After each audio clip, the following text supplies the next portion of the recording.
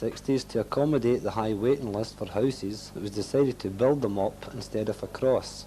This was to gain more houses in a smaller area. This is one of the examples, points blocks. There are 10 houses in each block. This is looking down Murdiston View to the type of houses we're talking about. This consists of 2 ground floor flats, 3 apartments in the bottom. In the middle we have 4 3-apartment flats. In the top we have 4 3 apartments. This is the door entry system which some of the flats have got in them.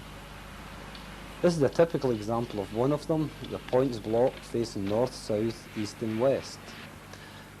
This is a view from the other end showing you the upstairs. This is the masonette type. In the middle floor, masonette types as well, and down to the ground floor.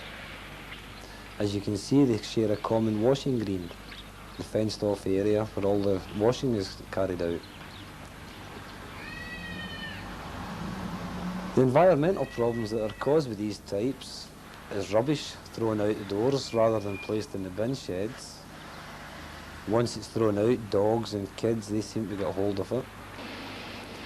This is another type of housing we have in the area. These are the flats.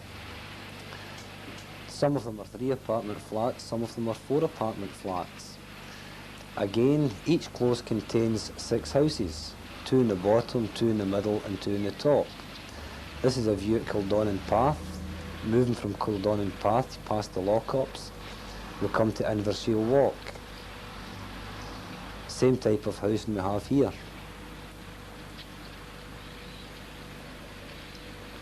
There are several areas in here where it's hard to let houses. The local authorities seem to have trouble housing tenants in them. Some of the tenants don't want the type of housing that's in existence for them. It's all open plan houses round the perimeter of this scheme. This is a view from outside one of the houses and a view from inside.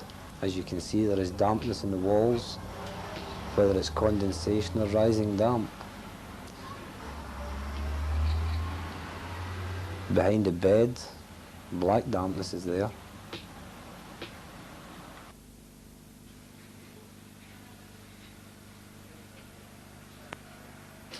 We've visited Mr. Quinton's house, 14 Invershiel Walk, Newmains. We have looked at 1 or 2 parts of the dampness he's got in it, and this is Mr. Quinton here. How long have you lived in this house, Mr. Quinton? 4 years. Just around about 4 years, just over 4 years, about 4 years, 2 months. About 4 years, 2 months now. And did you have a problem with dampness when you came into the house? Well, there was some, but not to the extent it is now. It's really got worse, a lot worse than what it was. And the way it's gone now, it's affecting the child's health, the young one.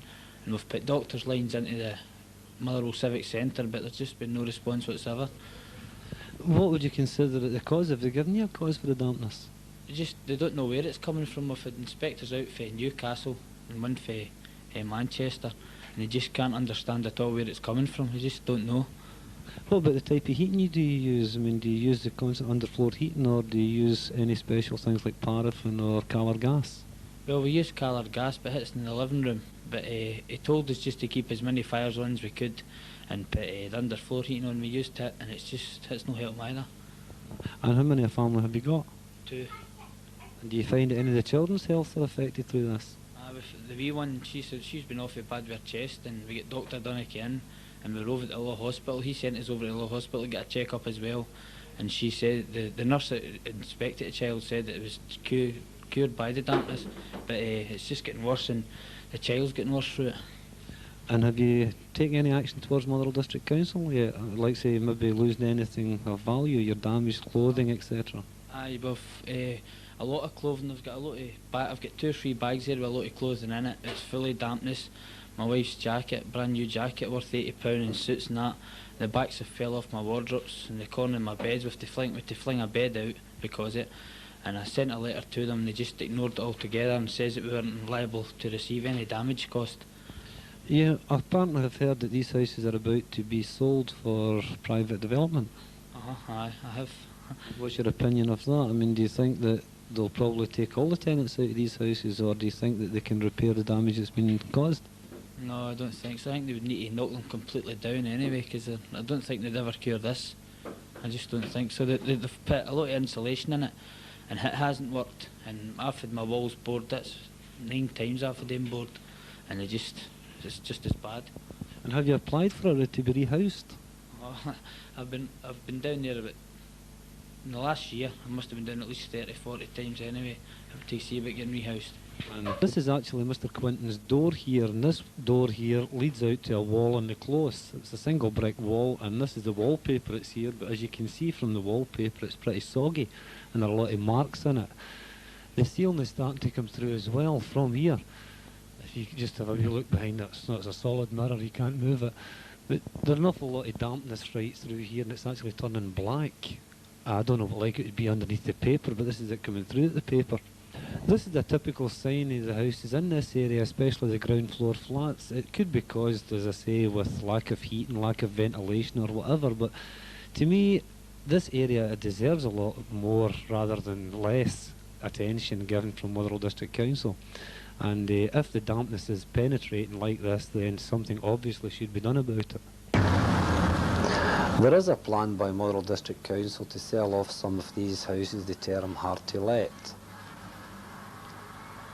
As yet, no one has come up with a figure to meet the price of them. Meantime, several of these houses in the area are lying empty. They've been boarded up. Motherwell District Council in the meantime are not filling the vacancies for them because they don't want to have to reallocate them once they put them in.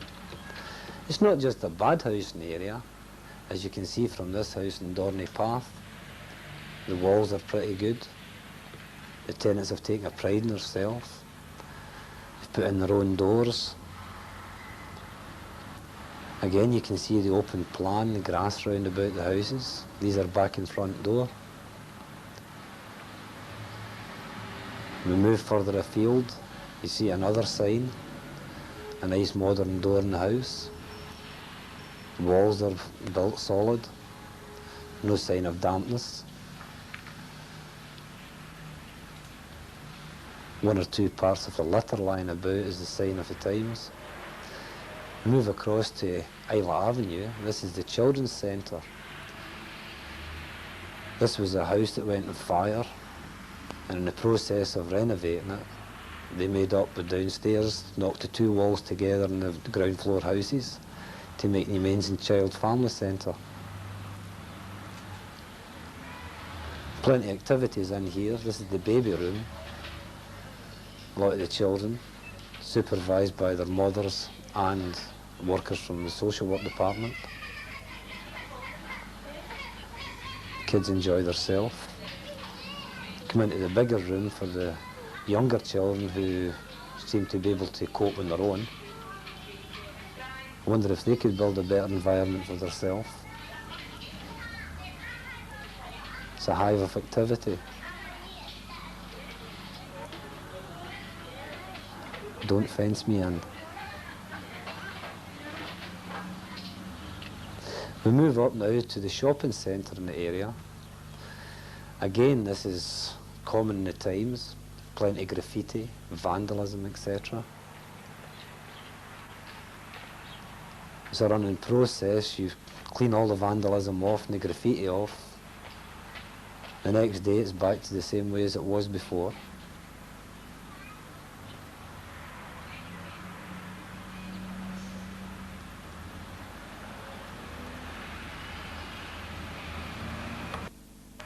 At Tyree Crescent down into Benavi Road.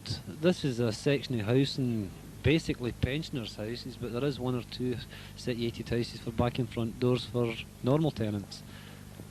This is a scene looking into one of the pensioners' flats. You can see that they do take a pride in themselves. Their carpets in the stairs, flowers arrangement, ornaments. It is an outside close actually, but you would think it was part of the house internally. This is a scene looking from the top of the landing down to the bottom. Again, you can see the carpet and the flower arrangements, the furniture, etc. As Mrs. McCardle said in the shop, years ago they did take a pride in their place. Nowadays they don't seem to, but the pensioners seem to bear out Mrs. McCardle's statement.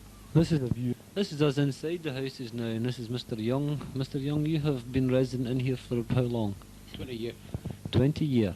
Do you find that over the period of 20 years the conditions have improved or have they deteriorated? Oh, have deteriorated. To what degree? Oh, pretty bad actually. Is there any reason for that, do you think? Oh, I don't know. It's just one of these things that's happened. I don't know what the answer is there.